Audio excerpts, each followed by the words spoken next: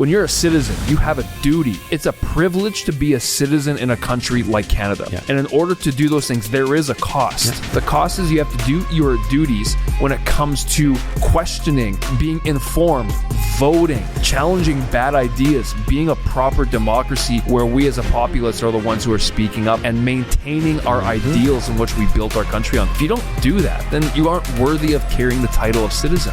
The idea of a silent majority is one of the most toxic ideas to democracy. You are the problem.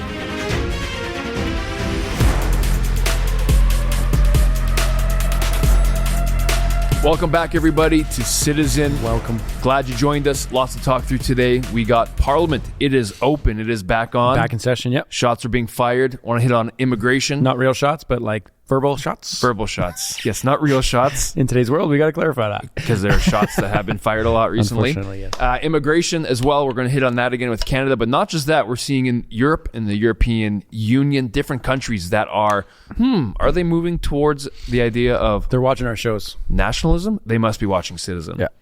Obviously, they're watching Citizen because they are deciding to try to close and mitigate immigration into their countries. Because why?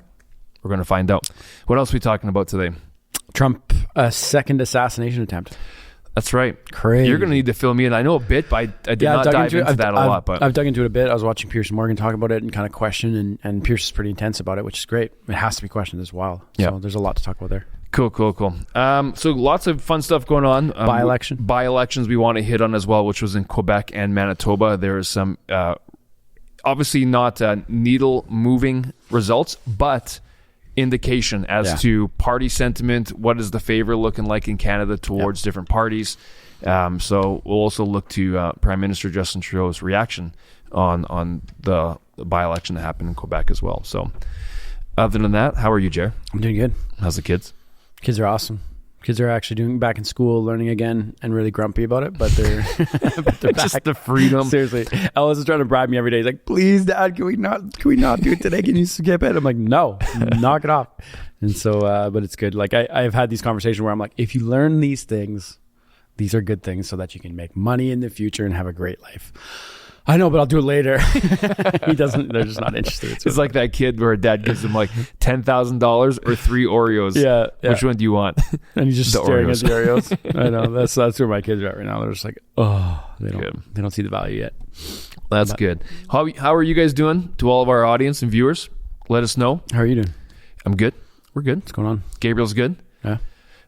What's going on with Gabriel? He is 2.5, so he is running the house essentially, trying to. He knows how to pick our locks. We've got the little stub nubs on the door handles that lock the doors, and so we lock some doors so he doesn't get into them. Yeah. And he watches me go and pick the lock with a long metal or a long stick, and I put it down, kind of my bad, but I put it down on the countertop, left it there. I walk around the corner. 2 minutes later, I see him. He has the long stick and he's sticking it in the hole, trying to. He's very inquisitive for sure. Trying to pop it. He's definitely got like an engineer's type of brain, but he's good. He's just, you know how 2.5-year-olds are. They love to play and run and always have to be doing something. Not interested in toys, but he's interested in exploring. Yeah. So he's good. Danielle's great. Cool. Life is good, man. Good stuff. We got more good than bad. So, and we choose to focus on the good. I was going to say that's a big part. Like I just had one of those nights where Tamara was away for a couple nights, and all of a sudden I wake up to one of my kids throwing up in the night for 3 nights in a row. So, oh shoot! But it is what it is. It's one of those things you just take it as it comes. How did you handle single fatherness? Actually, it was great. I enjoyed it. Like it's nice to have all this focused time with the kids. So we did a lot of stuff. We partied. We went to a lot of playgrounds, a lot of places. Went to bouncy castles. Billy turned 4. Bunch of stuff. It was great. Our wives went away for a little girls trip. So I was texting another buddy whose wife joined them. Yeah. And he said, we barely survived, but we all came out alive. That's funny. Yeah, I really enjoyed it. Yeah, it was good. It was just me and Gabe, so it was good. I definitely popped over to my mom's house a couple times to get some dinners. Get some relief? No, to get some dinners, because I'm like, I just don't feel like cooking. Mom, what do you got going on? All right, let's get to it. I want to touch base on the Trump thing first. Yeah, go for it. Let's know. To me, this is wild. Like, if you think about how ridiculous this is, in 7 weeks, we have 2 assassination What happened? attempts. Okay, so was the second assassination attempt an actual assassination attempt? I just don't know. Yes, yeah, it was. So it was a guy that was hiding in the bushes on Trump's golf course. At Mar-a-Lago? At Mar-a-Lago. And so maybe it's not Mar-a-Lago. I don't know exactly. I thought it was his course. I don't know the details to like list locations. Sure. But hiding in the bushes. And so one of the big things that came up was the Secret Service, because he's not a sitting president, he doesn't have the full detail as a sitting president. And so they said, had he been the real president, the whole golf course would be surrounded. Nobody would be allowed on. Every person would be checked. And so people are saying, like, what does it take to get him that kind of coverage? Like, he just about died 7 weeks ago. Now he just about died again. The guy who was hiding in the bushes was on the next hole. So Trump's golfing on this hole, and the Secret Service luckily went to the next hole before Trump. And the guy was sitting there, and then the Secret Service guy saw the gun. He had an AR, saw the gun, and started shooting at him in the bush. And the guy ran away, jumped over the fence, threw his thing. The other Secret Service tried to chase him. He got into his car, drove away. They lost him. And a civilian saw this go down. Come on. Took a photo of the license plate of the car, and they were able to track it down and got him on the highway. And so they chased him. Was he able to get any shots off? Yeah. He fired 3 or 4 shots, I think it was, and nothing. I don't think anything was close enough to scare Trump, because at that, once the agent was firing, Trump was already being taken care of. So who was the guy? Do we know? I don't have his name in front of me. Do we know his background? Do we know political he voted for affiliations? Trump. He voted for Trump in 2016, and he's extremely deep end socialist Marxist ideologies is kind of a lot of the rhetoric. I was watching him. He's done all sorts of videos. Like, one of the videos I was watching him do was, he was like, we need to go and defend Ukraine, and we need all of our armies and all of our countries to go to Ukraine and defend Ukraine. And so he's deep end. His name's Ryan Wesley Routh, 58 years old. Ryan Wesley Routh. And he voted for Trump in 2016? 2016, yeah. And then and now he's obviously deeply against it. And he literally, in his video about Ukraine, he was saying, like, if the governments don't do it, then we take up arms and we go, and we as the people get up and fight for Ukraine. And so, like, you can tell he's kind of a little bit off his rocker. And did he state why, or is there any written letters? No, obviously he's not willing to die for it if he fled and ran, and right, he's trying to get in and out. I guess. For sure. And it's just such a massive failure, though. Like, for him to be on the hole next to Trump is madness, ridiculous, stupid. Trump just about died 7 weeks ago. I don't care what your political affiliation is. We're talking about killing of political candidates in a first world country like the United States of America. Yeah. Like, this is not okay. This level of security should be so superior. We're talking about a previous president, not just a candidate for the Republican Party, a previous president, somebody who is obviously probably, I can't think of a more hated person on planet Earth. If you can, I can't. Like, I just can't even, like, maybe Kim Jong-un. Loved and hated. Who knows? Yeah, exactly. Like, he has probably the most targets on him of anyone on the planet. And the guy's sitting on the next golf hole next to him with a gun. Yeah. Like, it's just so silly. So there's a huge investigation going down. Secret Service the director's being called to resign again, because the previous director resigned of Secret Service.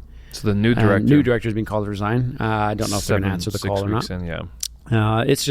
It's such a letdown, such a failure. The agent, I feel like that's probably a little, like, I don't know if this is necessarily a Secret Service. I don't know anything about this right now, but that seems like maybe not as much a Secret Service failure. Like, yes and no, because maybe a success. What they were saying was they're calling on Congress to get more funding to get him the kind of coverage he needs. But at the same time, too, the Secret Service, in my opinion, that's the fight of the director. They should be trying to expand and protect him, actually protect him.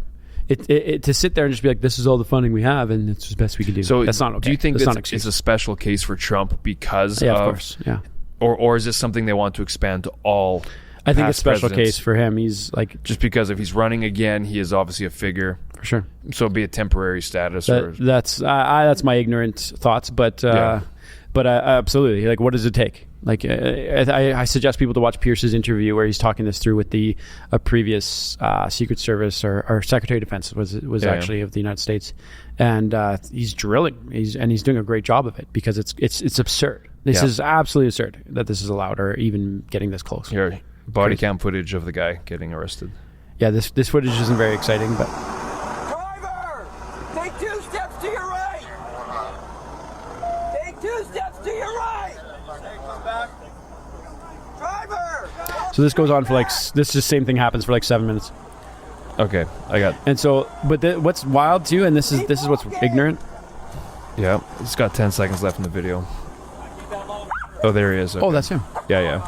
Oh, I'm sorry. I didn't realize. No, it's a cut down version of this one. Okay, so that's the dude. Oh, actually, I didn't. I actually never saw that far. I stopped watching it because it was just 7 minutes of that. 7 minutes of the and I was same like, thing. nothing's Keep happening, walking. so we just left it. You know what? This idea you're talking about, 2 assassination attempts on the same man, Crazy. leading up to an election, is it's a massive indicator, I think, of a sickness of a nation. Yep, for sure. Obviously, with a nation that is 350 million people, you're going to have nutty, ridiculous, no matter what, off their rocker people. But you're seeing this stuff come to light because of the rhetoric, because of the widening of a gap, the ability to not just like respecting each other's out the window, like starting to vilify each other. Yep. That's been the biggest thing in politics, is that now they're vilifying. The other day I was watching a recap of past presidential debates. Yep. You look at Nixon, you look at JFK, you look at Reagan, you look at different debates that happened from in the 60s and the 70s and the 80s, and even into the 90s a little bit, is their presidents would not take the opportunity to go after the personhood of the other. So they would literally say on the debate stage, you know what, I'm actually not going to go there because I do not want to go after who that person is. I just disagree. And even to the point, I think what was Reagan in one of his debates, he was saying, I believe that we both are great people that want the best for this nation. We just have different ideas on how we should get there. So there's this mutual respect that we both want the same thing, and that we just have different ideas on what's the best way to go.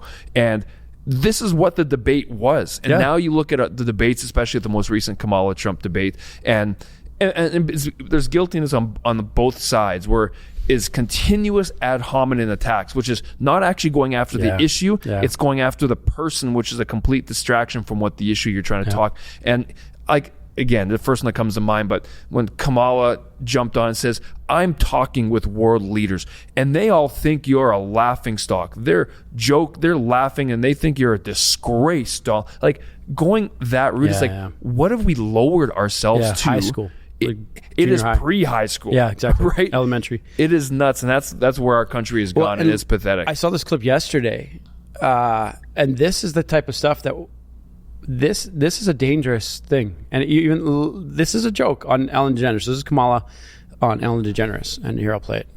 Turn it up. If you had to be stuck in an elevator with either President Trump, Mike Pence, or Jeff Sessions, who would it be? Does one of us have to come out alive? Like that. Just that. That is legit. It's like, if you're casting someone to be an evil laugh after a villain, it's like they're getting the part with that laugh right there. But just like, want to say. She's like, I know she's joking. We all know she's joking. That's not the point. But she's joking about killing someone. We're normalizing. Yes, extremely. It's normalizing the fact of, can we my kill? Political we hate, person? We vilify. Do they have to be alive if we're like imagine if she reworded that. Could I murder them before? Like, no. Like, it's just stupid. It's like, it's just, I know it's a joke. I get it. But it's like, that's the type of stuff that starts to make people who actually aren't mentally fully stable realize, and they start to adopt that ideology of, no, we do have to kill the opposite person who doesn't believe what we believe. Like, it's, it's I think you and I would be, I'm being dead serious when I say this. I think we would be awesome to moderate the next debate. That'd be so much fun. Because we would, and we're not going to be necessarily respectful of like just letting you go. Like, we're going to hold you to task. I've got no horse in the race of Trump or Kamala. Totally. Okay, let's make it Canadian. Yeah, Canadians. Let's make Canadians it Canadian. moderating the American ones. Citizens, help us and repost this, comment on this. David and Jeremy, hosts of Citizen. We're going to host the debates when the Canadian election is called, and we will have the major leaders. Why? Because we'll hold them to task. We'll get the answer, not let them shift left or right. We want to know where they stand on the issues of things. And there are so many times. I watched a lot of the debates last time, and it's just like, you don't know where they stand on certain issues. I know. What are you saying? It's like, what is your stance on such and such? Well, I grew up in a middle-class home. And it goes into this giant story. It's like, you didn't answer the question. Yeah. Well, and how many times did you say that? I'm the only one on this stage who grew up in a middle-class home, and I'm the only one on this stage. Yeah. She wants to say that 30 times. And Trump failed, too, because Trump could have won that debate so incredibly easy if he just stuck to points, and he was specific about issues and his plan. And a lot of times he got distracted off that, but that's all you needed to do. Well, also her track record.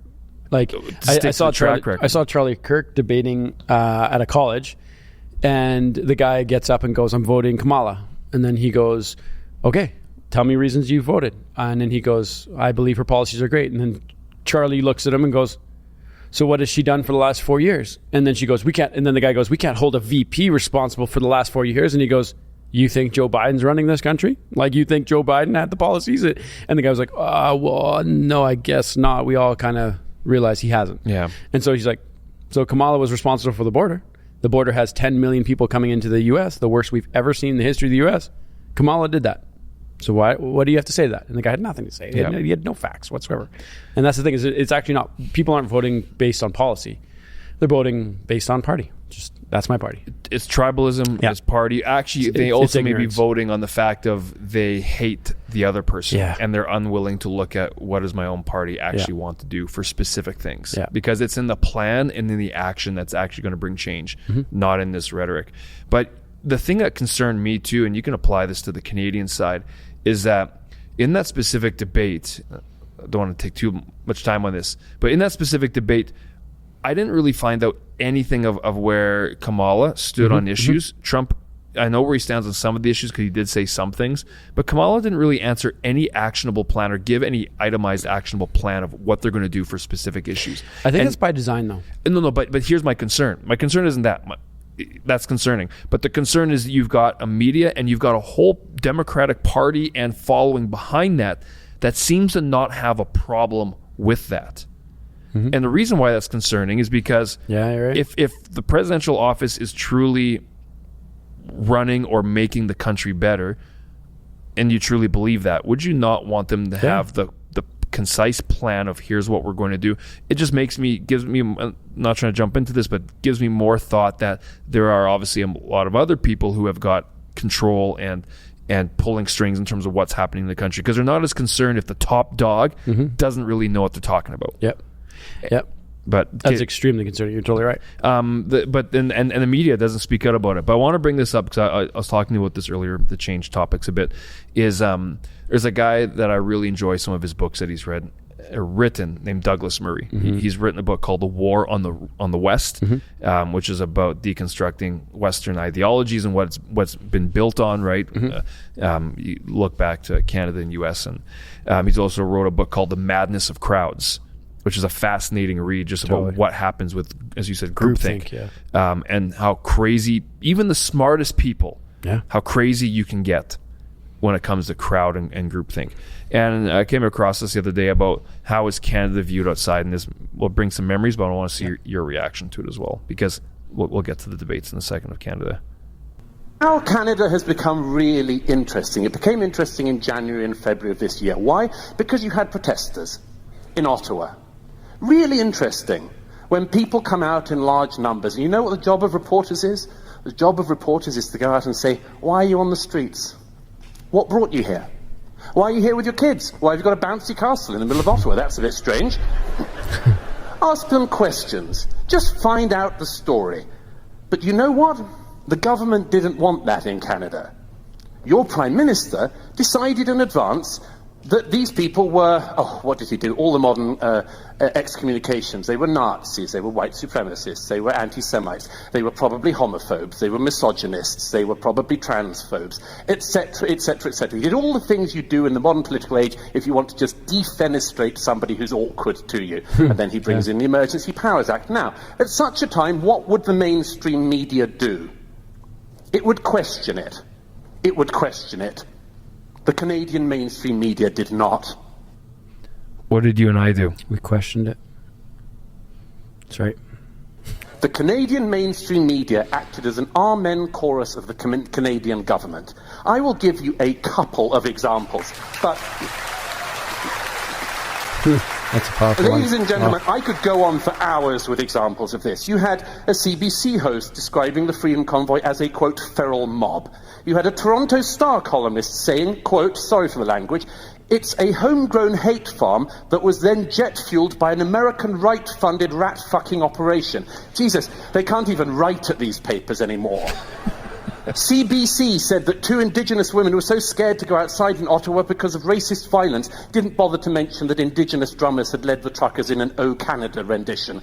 The National Observer said that the many black and Indigenous Freedom Convoy supporters were in fact duped by the truckers. The Globe and Mail reporter said, my 13-year-old son told me to tell protesters I'm not a Jew out of fear of anti-Semitic violence without mentioning that one of the leaders of the convoy was himself Jewish. Now, why is this so rancid?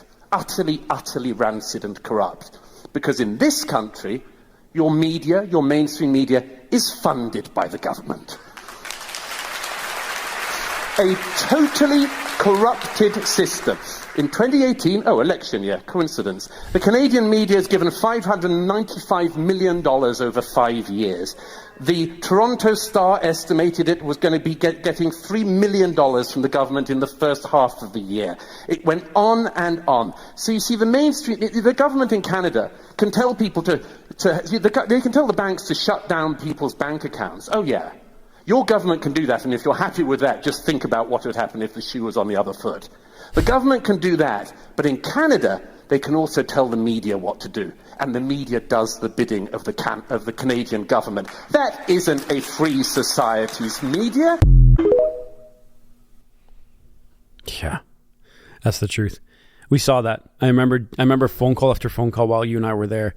People would call me and be like, where's this and where's the racism and this and the Nazi flags? I'm like, Nazi flags? I'm like, we haven't seen one. I said, we hear about this Nazi flag that somebody saw somewhere down. Like, we've never seen it. I've never, nothing. Like, I'm like, this is the safest place you could possibly be. But the people who, their only window into it was their TV. And that's all they had, or their phone. And so the mainstream media had the turf control. And so you and I were obviously trying to just be objective and report and talk and find, even when you and I got reports of like the businesses that were apparently just so angry that this was happening. So what did you and I do? We went and knocked on business after business after business. I didn't have a single person. I had one person actually, sorry. I had one person say it bothered them and they were angry, but also they have more business than they've ever had. And I said, can you go on camera and talk to me? No, I don't want to. Okay. Then don't complain. Like if you're not willing to talk, then don't complain. Yeah. And the reason why I wanted to show this video, because we saw on multiple levels such a failure of the media to act during that COVID time. We also, and tying it back to what I was talking about, the debates, and also going forward to Canadian debates and joking, but also being serious about us hosting debates, is that when you have a media that is compromised either by like a remuneration vet, like they're being paid, like, and that's a true fact, right? It's not a direct bribe in the sense of Justin Trudeau is writing a check and giving it to the owner and saying, here, do what I say. No. It's in the way of funding but the thing is, you don't bite the hand that feeds you. Yeah. And when you have a media that goes that way, when also in the States, you have a compromised media because of ideology. I don't know about the funding status there. I don't think it's anything like Canada, but when you have it because of ideology and people are so inundated with an ideology, and I know finance and power will follow those things, is that media cannot do its job that it was intended to do. I forget who said this quote, but democracy only works with a moral people. And by moral, talking about the idea that we are all share the same values and core values of what we want to achieve. And when you see a civilization starting to sway away from that, and this divergence that's happening, is that now all of a sudden you have people questioning, is democracy actually the thing we need? But then we look at other nations, and you see what happens over time is that you actually have the falling of that country or that civilization. And I want to bring that up because the media is such an important factor for us to build a country that we need. It absolutely is. You need to have a media that you can trust. And that is the goal of what you and I are trying to get forward when with our friends, with David Lease at Leaders on the Frontier and Gray Matter with Leighton Gray and other guys that we're chatting with, is we want to be a place that people can not just trust, but it becomes the landing spot in Canada for if you want to know what's happening with politics and culture and issues in our country. because we truly just want the best for Canada, and we don't have an ideological horse in the race in the sense of we have biases to what we think is the best solutions for sure, but we're not holding on to an ideology that we're willing to repel truth to hang on to this ideology. Yeah, no, for sure. And like I just finished doing a talk on groupthink, and I've been exploring the idea of groupthink, and that's what he's alluding to. Is groupthink is essentially when people in mass proportions take on an idea without question, rationale, or proper decision making. And I could give you a proper definition on that, or maybe we could throw it up on the screen.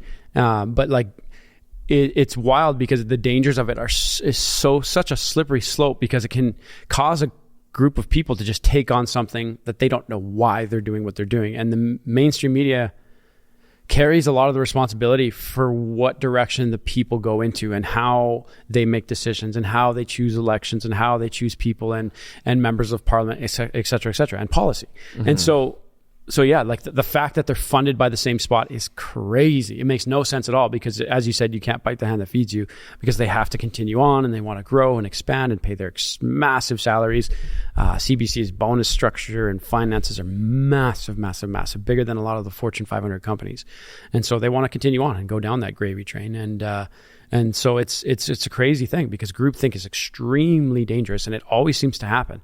I could tell you many different stories, and there's a video I was trying to find that I'd love to show, but essentially it's this social experiment where they pay a whole room of actors to go into a chiropractic's office with, let's say, you, who are the non-actor, you're the real person who's in waiting for the chiro.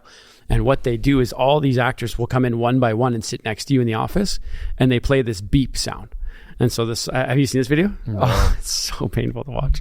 And so all of a sudden this person plays a beep sound, it goes beep, and it plays in the speaker. And the person who's the actor next to you and the non-actor stands up on the beep. Just me. And all of a sudden, and so you naturally have that similar reaction where you're like, what the heck? And then all of a sudden someone else walks in next to another actor, sit down, the beep starts again, beep, they stand up again, and the non-actor, like the civilian, is like, what is going on? And soon there's 6, 7, 8, 9 people in this room, and they're all sitting there, and all 9 people are standing on the beep. And so the now civilian goes, I guess I know something I don't know, but I don't need to question this. And they don't say that out loud, but all of a sudden it takes, I think, 6 or 7 beeps. And now all of a sudden 7 beeps happen, beep. Then the civilian, every time it beeps, the civilian is standing every single time. And then all of a sudden, what do? They call all the actors into the office. Joe, Billy, Bob, they all get called in. Boom, boom, boom, boom, boom. Now the civilian is by themselves. The beeps are still happening, and the civilian is still standing to the beeps without any logical reason. So now a new actor comes in, and the person who's the civilian's still standing to the beeps, and the actor goes, what are you doing? I don't know, but we're supposed to stand on the beeps. Now the civilian is trying to persuade the person, and they don't know why. Yeah. And that is exactly what I'm talking about. That's groupthink. That is the danger of it. It's wild. It's just, and that's what people are doing. When you ask them, why are you voting for that person? Because that person's racist. What have they said that's racist? I don't know. What have they done to be a misogynist? I don't know. And then they get angry. Yeah. Don't question me on that. Well, that's the whole point. Like, I'm supposed to question you on that. Like, this is all about questioning why. Totally. My gosh. Isn't that crazy? Funny. It's a crazy video. Maybe we'll post it as a separate social media post to show people, because it's nuts. I'd love to talk. It's absolutely nuts. Paul's got it here sent to us, but maybe we'll show it after. We'll show it after for sure. But it's, I think I'd love to talk to a psychologist about the impact on that, because I would imagine if that experiment was done on you or done on me, because of our personalities, I would not. We'd be the only ones still sitting there and questioning them. In fact, I bet you we'd probably spin it to be like, "Why are you guys standing?" Obviously, they're psychologists, because the way I found it was a psychologist teaching about psychology, and he was showing his class. And actually, one of the points the psychologist said was, "Everyone here watching this thinks that they wouldn't be the one standing," and he goes, "But statistics say 97% of you would." So there's a very, very rare majority. Or minority. I legit think I would not stand. I know, me too. I do. I think too. Like, I've been in hundreds of scenarios. Because we question why. Totally. Why are we doing this, guys? Is there any benefit? Like, you're just standing for no reason. Well, it's like that story I shared with you, and I won't go into the whole thing about it. Pavlov's dogs. They've just been trained to do something. During COVID, when in Manitoba, when the powers that be said, you can't have cards that are seasonal. Do you remember that? No. So they threw restrictions down, and essentially they said you can't have, you were allowed to have cards that were seasonal and in season. Water. And so they had only cards that were Christmas orientated. Dave's getting water, but he can still hear me. And so they said they were only allowed to grab cards that were seasonal and not out of season. And so Christmas cards were allowed, but birthday cards were not allowed. And so I was actually at Shoppers Drug Mart, and they had tape across the birthday cards, but you were allowed Christmas cards. And so I reached to grab Tamara's birthday card past the tape. I moved the caution tape, grabbed it, went to the till, and the lady at the till goes, "Oh, I'm sorry, sir, but this is a birthday card." And I went, "Yep, it's my wife's birthday. You're only allowed Christmas cards." And I went, and so I right there on the spot, took her on. Again, group think. The hysteria. A group think. She's not even rationally questioning. My boss has said you're not allowed. And I'm going, you're telling me the ink that says different letters on the paper are saying that I'm safe to buy this because of COVID or dangerous to buy this because of COVID? Well, I don't know, she says. It's just, that's what they've said. I'm going, you are the problem. You're the problem. And your boss is the problem, and you're the problem. And the person in line behind me complying to this is the problem. I literally threw my stuff on. I went, I'm not shopping here. I'm done. This is mad. Totally. So you guys are ignorant, ridiculous. This is so stupid. That's groupthink, though. That's what it is. I had this experience when we were when you and I were in Banff in June with Conrad Black. Oh yeah. I don't want to get. No, maybe not. That's too soon. Sorry, guys. I'm not going to get into this story because now they're going to go digging. I've still got ties to it. We should have Conrad on at some point though and chat through that. That would be so good to have him because that was that was literally the definition of groupthink in terms of how it came through. Totally. In terms of what happened also after. Anyways, I'm not going to get into that because I'll wait later. Groupthink is when you're saying you're the problem, that's the problem, is when we don't have people that are willing to ask the question why. Yeah. And it's influence. I understand generally humans like the idea of not being an outlier, wanting to conform, wanting to be congruent with people around them, like having that unity. But when the danger of that is when ideas get ridiculous. Yeah. And they are clearly on a path to destruction, and we maintain that wanting to be in congruency with people around us, you've become a problem. So that's why it's good to practice, and that's why the media is so vital to act at least as a catalyst to be asking why. Yeah. Like even if the population, because I understand there's different personalities and you've got passive people and aggressive people and people who are good with confrontation. Majority of people hate confrontation. Yeah, most don't. And that's usually the problem, is that they just want to be like, just leave me alone. I want to go in my store and just be done. I'm not trying to demonize. And people are made up how they're made up. But there are times when here it is, when you're a citizen, you have a duty. You have a responsibility. That's the right word, duty. It's a privilege to be a citizen in a country like Canada. Yeah. It is a privilege. And in order to do those things, there is a cost. Yeah. What's the cost? The cost is you have to do your duties when it comes to questioning, asking, being informed, voting, challenging bad ideas, being a proper democracy where we as a populace are the ones who are speaking up and maintaining our ideals in which we built our country on. If you don't do that, then you aren't worthy of carrying the title of citizen. And you're right. So many people are just don't want to be uncomfortable, and they just leave me alone type thing. Yeah. And I like that you use the word duty, because it's something that you must do. You have the responsibility on you to do. Yeah. And like, go ahead. I was going to say one of the clearest examples to me, and I don't mean to always make it about this because I guarantee it's going to polarize people, but I'm trying not to. Once it was proven in so many fronts that the masks weren't working, I was done. I stopped wearing masks, and I got confronted. Every store I went into, I got confronted, but I went, have you seen it? Do you have the research behind it? Nope. It's our policy. It's our store this. I went, oh yeah, no, I understand that. But, it's not like even, what's his name? Fauci himself said at the very beginning of it all, no, they won't do anything. They don't stop droplets. They don't this. But then I think down the road, they realized, well, this is a very visual reminder that this is why we're trying to put these mandates on, and et cetera, et cetera.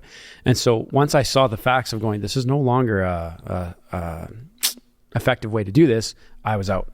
but it caused a lot of confrontation. I did every store I ever went into, every day, gas station, this, everyone would mention it. I'd go, nope, sorry, because I felt I had a duty to go, no, this is not going to continue forever. I'm not going to grow up this way forever. I'm not going to raise my kids like this forever. There's nothing to back it. If it was crystal clear science, crystal clear, and that it saved you, for sure, I would have done it. But that's an interesting take, because you and I are similar in that the beginning, when we didn't know what was going on, we were cautious, and we were like, okay, well, let's figure out what's happening. This is new. Obviously, it's a worldwide event.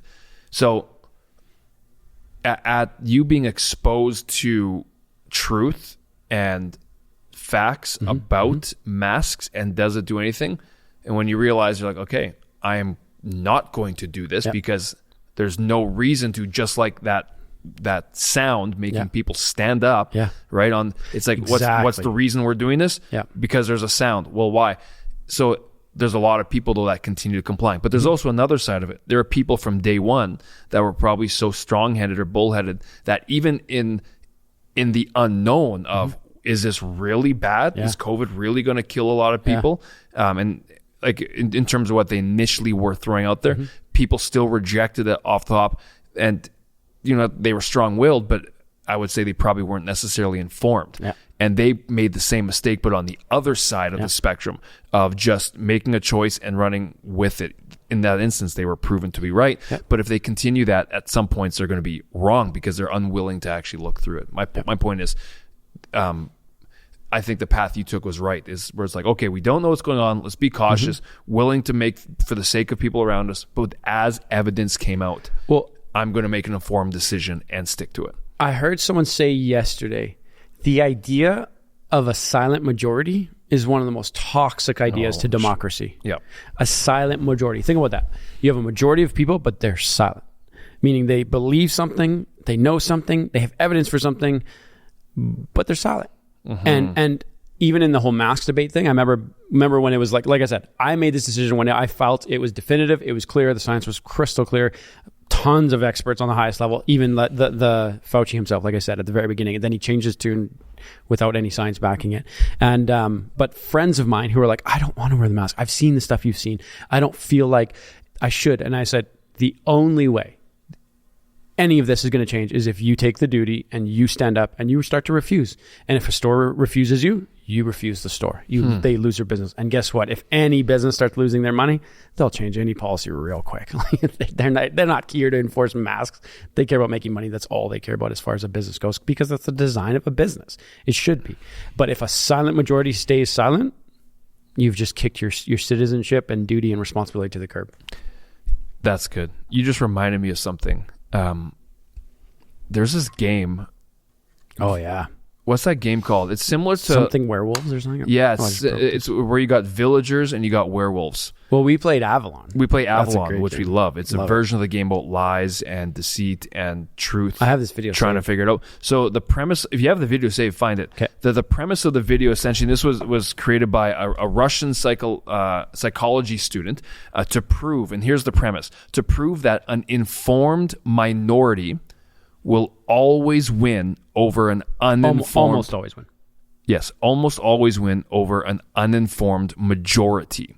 So an informed minority will almost always win over an uninformed majority.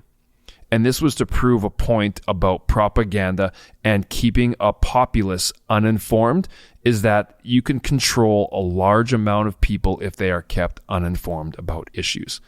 And you can move that into propaganda, move that into media, move that into when you have media, which is a pillar of democracy, fail in terms of keeping a people informed, is that... Anyways, your thought, we got to find that video because that video is really well said. But that's an important thing to know, is that's why it's so vital for you and I to be informed into what's going on, to not just expect people to spoon feed us information, but to be ones that is going out to search and to find out what is our government doing now that they are back in Parliament and they are debating every day. What are they debating about? What next bills are they wanting to put forth? What is the Senate approving? Do I even know how laws get passed in our country? Right? The person I am voting, because remember, when you vote for a party, there will be an election coming up in the next year at some point, or less than a year, is that when you are voting, I just want to remind you as a Canadian citizen that you are not voting for the leader of your party. You may think you are. Like you might be voting for Justin Trudeau or Pierre Poilievre or Jagmeet Singh or other ones. You're not voting for them. You're actually voting for the leader that is in your right.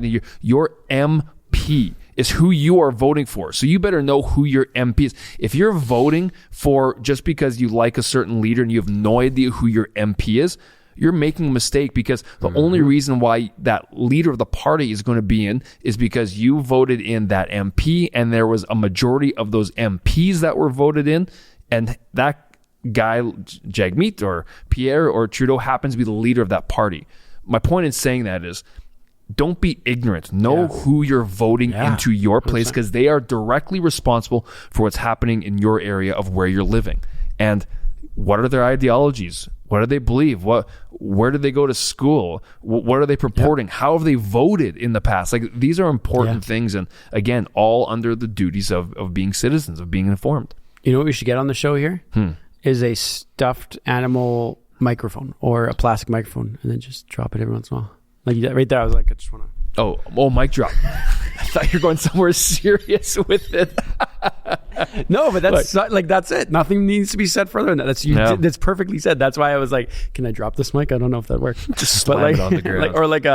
Or just a fake mic. I was like, it's so perfect, so well said. Because that's exactly it. No. I don't think they don't teach that. No one talks about it. No, they don't. Like, I wish. Can you imagine if school said, here's how the whole political world works? Like, I remember seeing little videos. Do you remember the bill, that video growing up? No? Keep singing it though. Come on, someone's got to know what video I'm talking about. This guy, it's a cartoon, and it goes, the bill, the bill, and he climbs up the Parliament stairs, and it's a cartoon and shows how bills get passed. I'm just a bill, yes, I'm only a bill, and if they vote for me on Capitol Hill. I remember that. That's cool. And I don't remember anything in school teaching me about bills. And we should have that video ready for social media as well about the bill, because people need to understand how the bill. It's so good. Come on. I found the video you're talking about the werewolf one. And this is the point that David was saying about the uninformed minority. No, the informed minority. The informed minority can almost always win. And so here it is. Yeah. Let's turn it up. You ever heard of a game called Werewolf? No. Everyone gets a piece of paper. It's either got villager written on it, but 2 have the word werewolf. Someone runs the game to make sure no one's cheating, and they go, okay, it's nighttime, everyone close your eyes. Werewolves choose someone to kill, and the werewolves go. They say, okay, everyone close your eyes, it's morning time, open them again. During the night, Francis was killed. There's then a conversation, and this is where it gets interesting, between all the villagers and the 2 werewolves over who the werewolves are. Then at the end of the day, the villagers have to decide who they're going to kill, and they say, well, we're going to kill Constantine. It's revealed by the person running the game, I'm afraid Constantine was a villager. And the game continues. The villagers win the game if they kill both werewolves. The werewolves win the game if they kill all but 2 villagers. And the werewolves usually win. The game was invented by a student of sociology in Russia who wanted to prove his thesis that an uninformed majority will always lose a battle of information against an informed minority. So that just shows, when you have hidden information, you can completely manipulate a large group of people. Have you ever heard of Well said, hey? Yep. And you and I have played a game that's very similar to that called Avalon, which is the exact same gameplay style. And it was a lot of fun. It was a lot of fun because you have, like you said, you're the informed minority. So there's only 2 of you versus 6 people. I loved when I was the informed minority, because you had this sense of control, and I know how to pull strings and so manipulate, for those and you have home, a clear advantage. Everybody would have their head down, and then all of a sudden, and you have a card. So I know that I'm a bad guy. I'm the informed minority, and I'm bad guy, and it goes, and there's one part where it's like, all right, if you're the bad guys, please, and everyone's eyes are closed, heads are down, please look up and see your teammate. And you would acknowledge each other. And let's pretend it's you and I. We'd look at each other and go, yeah, it's about to go down. It's about to go down. And so then all of a sudden you know who your teammate is. And now we actually have to pretend to pretty much be strangers. We don't know. Yeah. We're never going to agree with each other, even though we know we're ultimately working towards the same goal. Get this. There's even times, because you and I have been put in that situation with this game of Avalon with our wives and our family. Totally. And it's so much fun to play. But where you and I would actually pretend to turn on each other. To sell the other right? ones. So to sell the others that I'm actually against him, but I'm actually for him, right? Totally.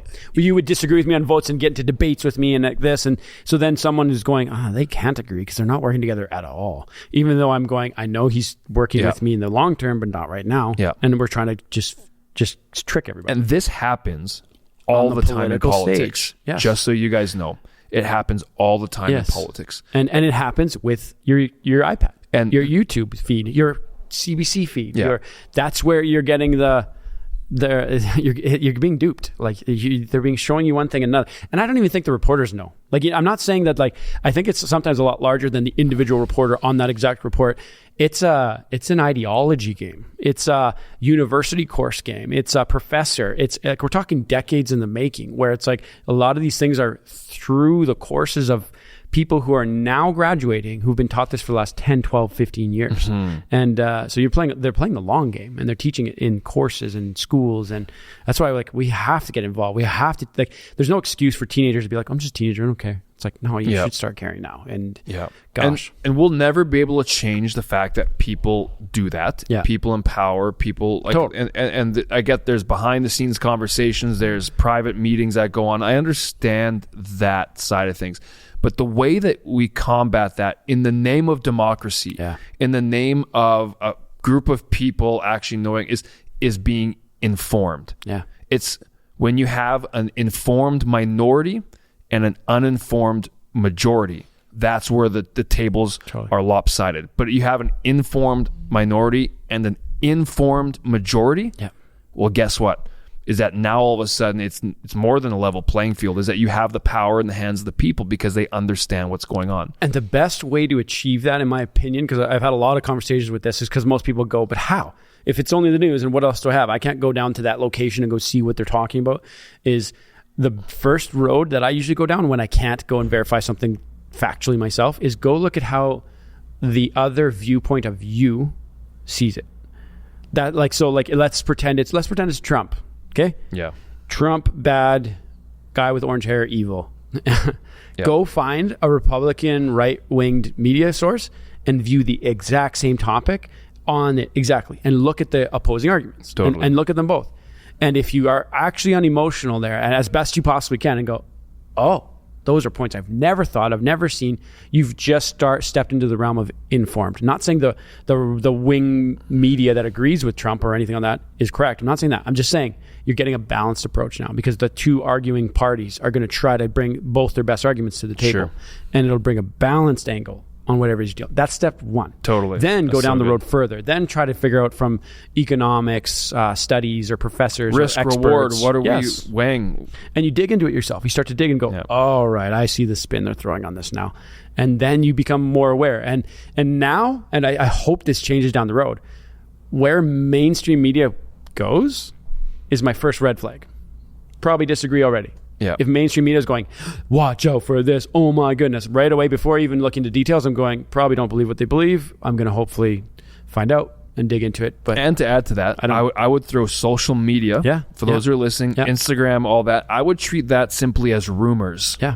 If you see something, treat it like a rumor. Okay, there may be truth to that, there may not be. And then go find out. Don't just repeat a headline.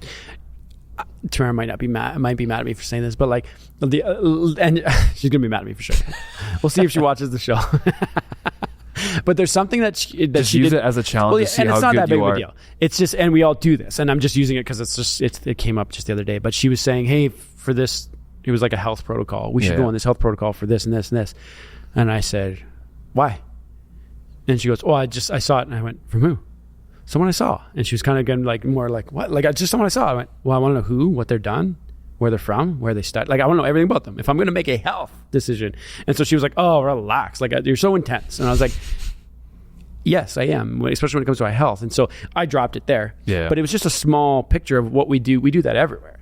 We see a good-looking person on Instagram. We all do it in different aspects of our life. And we do. And Totally. It's a skill to be aware of, at least, where am I doing this? We see a good-looking person on Instagram going, this is the way, da-da-da-da, you must. Okay. And we never dig into it again. It's all right, I'm making changes. They said I should get on these vitamins, so I'm done. I drink this drink every morning called Shilajit. Yeah. I don't know why I drink it. My wife just got me drinking it. It's like a black tar. Ask her today. Do an experiment. It's black tar that you pour hot water on, and it's like minerals and all this junk. Ask her today. Say, why am I doing I am ashamed to say, I don't like. I trust my wife. My wife is like, she gives, like, she could be poisoning me for all I know. And she's maybe not. she does know. Yeah, I'm sure, and she probably does. But I'm uninformed. I'm just like, okay, I'm just blindly trusting right now. And luckily, my wife has my best interest You're more in trusting mind. than me. I don't do it for anyone. Like anyone. It's part of my thing. I'm trying to delay coffee in my day till like later on to not do in the morning. Yeah. But gosh, this is like the uninformed and the informed, and that's why it's so vital. Back to our media, and we talked about earlier, that type of thing is happening about those behind the scenes meetings and theater and all that kind of stuff. And the way that we combat that is by being informed, by going. You just gave a step-by-step playbook on what you can do, and really, if you're not doing that, I understand life is busy. It's laziness or priorities. Like, where's our priorities? And it's okay if you don't care about where Canada and our country is going, then just don't complain. I shouldn't say that's okay. I think you're in the wrong by doing that. We all have to pick up our... It really irks me because I said this in our last show, and I'll just keep saying this over and over again. I've heard too many people saying, I'm not going to vote. By not voting, you're voting. You're actually, by not voting, you're voting for the strongest party. Yeah. It's like... You really are. So you're just by default voting for the strongest party. So please vote. Please get informed. Like, there's no excuse. There's no excuse. I understand. There are things in the parties that massively go against my moral values. But even still, I have to vote for the best situation that we can possibly get. And then if the moral values are real issues of my heart and something, I need to get involved. I need to argue and debate and try to change culture and society and policy as best we can. But to go, I'm just not going to vote. You and your moral values now have just been completely tossed aside. Because you're not involved in the process, and you don't have a vote in any of it. Yeah. So, yeah, and that's something we have to work at. Whether people feel like they don't make a difference, whether people feel like it's just one vote. No, it's the deeper thing of what is your duty as a citizen. Do you understand what it means to be a citizen of a country? Yeah. I want to show on that note of voting. We had a couple things happen yesterday in Canada. That is an indicator. There were 2 by-elections happening for one spot in Quebec and also in Manitoba. Yeah. I can't remember the exact riding. Riding's the right word? Manitoba or Quebec? Is riding provincial or is that... I don't know. I can't remember either. But anyways, it's for an MP in Quebec and also in Manitoba. We know that in Quebec, the Liberals held this specific seat, but the Bloc actually went and picked up and stole a seat from the Liberals. And here's Prime Minister Justin Trudeau's Just reaction. in English, your reaction to the results last night. Well, first of all, I want to congratulate everyone who stepped up in putting their name on a ballot at a time where we know politics is a challenging moment. I also want to highlight the thousands upon thousands of volunteers who stepped out, lots for our party, but lots for other parties as well, to show that people are still very much engaged. At the same time, we need people to be more engaged. We need people to understand what's at stake in this upcoming you answer election. the question? Obviously, it would have been nicer to be able to win and hold Verdun, but there's more work to do, and we're going to stay focused on doing it. He answered a question. Oh, I think there's pretty cool. all sorts of reflections to take on that, but the big thing is to make sure that Canadians understand that the choice they get to make in the next election about the kind of country we are really matters, and that's the work we're going to continue to do. So Verdun was the place in Quebec. Now, doesn't move the needle, but it is an indicator of what Liberals did held in the Bloc Québécois. They took the seat. Yeah. So what's that telling you? It's a symptom to the... It's just a symptom. Yeah, exactly. I think there's a growing sentiment of unrest, and people are unhappy with what has happened in Canada in the last 9 or 10 years. So it will be very interesting to see Prime Minister Justin Trudeau and how his team does in the upcoming elections, whenever they are. Do you think there's a chance he still runs? Do you think the Liberal Party is going to look for someone else to come? Like I know with... There's lots of talk that he's not going to... that there's pressure for him to step down. My honest assessment is that I think he's too prideful to step down. I don't think he will. I also think too, though, who else does the Liberals have waiting in the wings? There's a few names that were brought up, but think of star power. Pierre Poilievre's got a name. Jagmeet Singh's got a name. Justin Trudeau has a name. Where majority of Canadians know who they are. Yeah. I know you've got Chrystia Freeland, but who's got that staying power? What's the name of the guy that he just brought into his cabinet? Carney. Yes, believe. Carney. He's got a name, and people were thinking that he would eventually make a run for Liberal Party leadership. But so they were very surprised for Trudeau to bring him into his cabinet. But so that's why everyone was like, "What is going on here?" These guys were opposing each other and vying for the same job. So that's why people were very shocked to see that. Interesting. What happened in Manitoba? In the NDP held their seat. They did. Yeah, in the Transcona area. Have they held that Elmwood. seat for a long? They've held that for a long time. For quite a long believe. time. I think there was a Conservative at one point in the last 15 years, but I think it's been NDP 95%. I think Paul mentioned to me earlier. I didn't see these results, but it was a tight. It was tight. Race. For sure, it was. Yeah, I have it here. I'll give you the exact ones actually. Right here, election results. The NDP had 48% and the Conservative had 44%. So that's a difference of 1,200 votes. So NDP had 13,600 votes. Okay. Conservative had 12,400. Oh, wow. That's pretty tight. It's very tight. So how many? So that's what, 25,000? 28,000 total votes with, going for the other parties. How many people live in that riding? I don't know. It doesn't say. Gosh, why do I think riding is the wrong word? Population, number of electors on list. There's that many people there? Well, that's 100,000? 101,000. Yeah, I thought I saw that. That's horrible. 25% of you people in Transcona, how lame is that? In Winnipeg, Manitoba, showed up to vote. That is awful, man. 28,000 of 72,000 registered electors. So there's only, out of the 101, there's only 72,000 registered voters. Were the polls so only that's open? So the population is 101. So those are kids that can't vote probably. So there's 72,000 registered. So adults. No, registered. Are they mean who have actually registered for a certain party, or are these people who they are eligible to vote? I think you have an address. Okay, so call it 72,000, so 30-something percent. Were the polls only open for 10 minutes? That was really hard to get to? No, I don't think so. No. Yeah, lots of advance. You sarcastic. I'm asking rhetorical, sarcastic questions. Paul just came into my ears to answer my question. No, they've been open for a long time. So did they have the polls open in Saskatchewan for some reason that people couldn't get out there? Nope. Nope. Was there a sale on at High Steakhouse all night? Yeah, exactly. I'm just trying to think of why people wouldn't go out to vote when there's early voting and it's open for a long time. Oh, that's wild. That's actually the area I grew up in that neighborhood.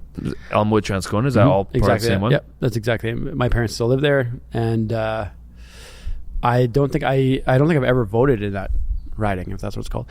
But you moved pretty young, because I moved out when I was young. Yeah, you moved away from it young. Yeah. Okay, also, I guess as we are wrapping up here, I want to show a couple quick videos to show the shots that are being fired in Parliament as we know.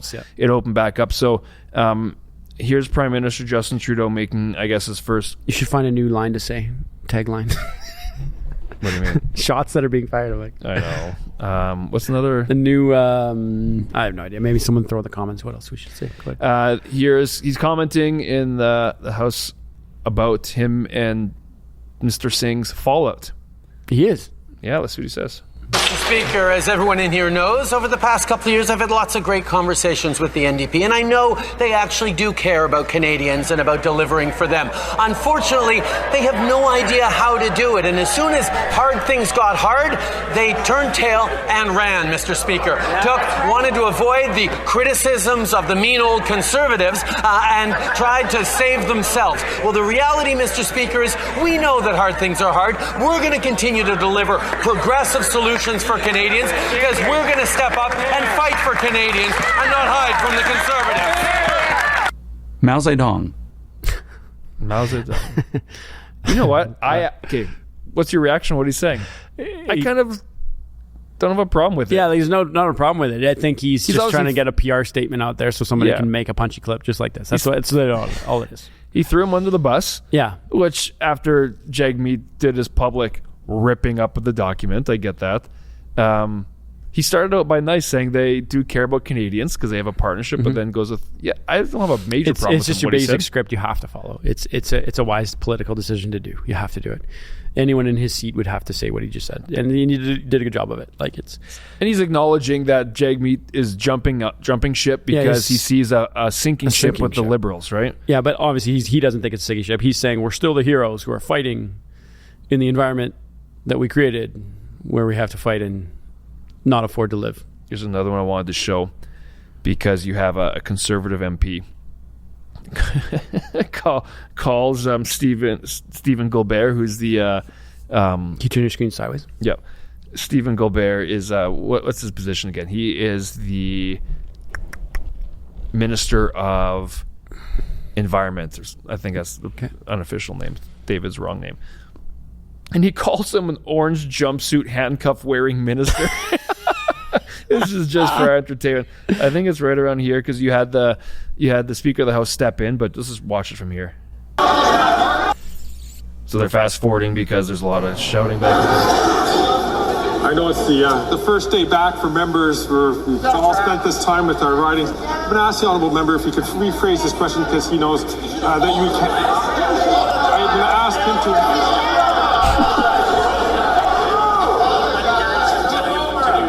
I am going to ask the honourable member to rephrase his question, to not use language which is normally considered unparliamentary. The honourable member from Calgary, Forest Lawn, from the top. What this orange wearing handcuff loving minister doesn't understand is that the PBO proves Canadians pay more into this scam than what they get back. And it's done nothing to stop a single forest fire or flood. It's a scam and nothing else. And the leader of the NDP continues to prop this carbon tax scam up so he can get his $2.2 million pension. That's why he voted in favor of it 24 times. Call a carbon tax election now so Canadians can axe the tax and kick this carbon tax costly coalition to the curb. Can you not get behind that? Absolutely. 100%. That is so good. We somehow need to do a super in-depth investigative journalistic documentary on follow the money for the carbon tax. Absolutely. Does it actually produce results? The money that we pay, is it actually producing? We know it. That's a whole different episode. Such a joke, for sure. I thought that was awesome. Yeah, that's hilarious. This orange jumpsuit handcuff wearing minister, right? Because remember that famous picture of Stephen Gilbert handcuffed, and he's a bit of a interesting background. All right, I think we hit everything we promised we're going to hit. That's solid. No, we didn't. We missed one, but we'll have to get back on it. Immigration policies changing and updating. Yeah, just so you guys know, we'll touch on it next time. Yeah, we're going to have to unpack it. Denmark, Germany, there's a couple other countries in the EU that have actually they are trying to stop. And Canada. What? Yeah. So Canada's changing policies right now. And that's why we have to touch base on it. The Liberal government is? So yeah, the Liberal government is halting PRs, deporting people right now. There's a lot happening. My gosh, I missed all that. There's a lot happening right now in Canada as far as policy. So they're easing up on the way that they're dealing with because immigration election time. Election's coming. And housing crisis and cost. It's all of these things that they cause a problem they're trying to fix. But yeah, it's interesting. EU countries are starting to do the same thing. Stopping because they want to preserve what they have. Right? I saw a video, and like I said, we're going to have to unpack this in a whole show, and maybe it'll be our next show because there's so much happening in Canada to do with immigration and the changes that are being made, and it's a big deal. And so I saw a video yesterday where it was 1,100 immigrants in the airport being deported. And so they came in on believe it or not, tourist visas with the intention to get a job here to try to get a PR. And which is that even a legal route? Yeah, it used to be. How can you get a job as a tourist? They just changed that right now. So if you went down that road before, you were good. Yeah. Now it's not allowed. It'd be like an Australian coming in and working at Sunshine Mountain as a tourist, and they get like a seasonal job and they have to go back home. Exactly. And so now it's changed, and then there's people being deported in masses. So there's tons of people trying to just actually save up the money to pay for a ticket to go home because they're being forced to go. But anyway, we've got to unpack all that in a future show. Gosh, exciting times coming up. Yeah, excited to see what happens this year and next year in our country. Hope you guys are doing good. Yep. What else do they got to get our people to do? I think they got to watch Parliament every once in a while. Like, there's a lot of YouTube channels that I see. CPAC. CPAC is incredible. CPAC is a YouTube channel for people where they can watch all the feeds in real time and live, and then also recaps. The other thing too is there's a lot of YouTube channels I follow where guys do full recaps on question period, and they just go through it all. I highly recommend that. So maybe we can shout out a few of them on our next show and point people. I also want to show people where I want to be the source where people can do it, because that way our people can be informed and watch what's happening in Parliament. Hey, exactly. That's a great idea. Mm-hmm. At Real Citizen, REALCTZ, and follow us on Instagram, Twitter, TikTok, Facebook, YouTube, podcasts. If you're listening on podcasts, appreciate your guys' support. Continue to let your friends know. Totally. And tell them to watch and pick up what we're doing. you can trust that if we're wrong, we'll tell you we're wrong. That we will try our best to bring forth the ideas and communicate what's going on in our country. Why? Because we want to see the best possible Canada for us and our kids and our future and all the citizens in it. Amen to that. Power to the citizens. See y'all next time.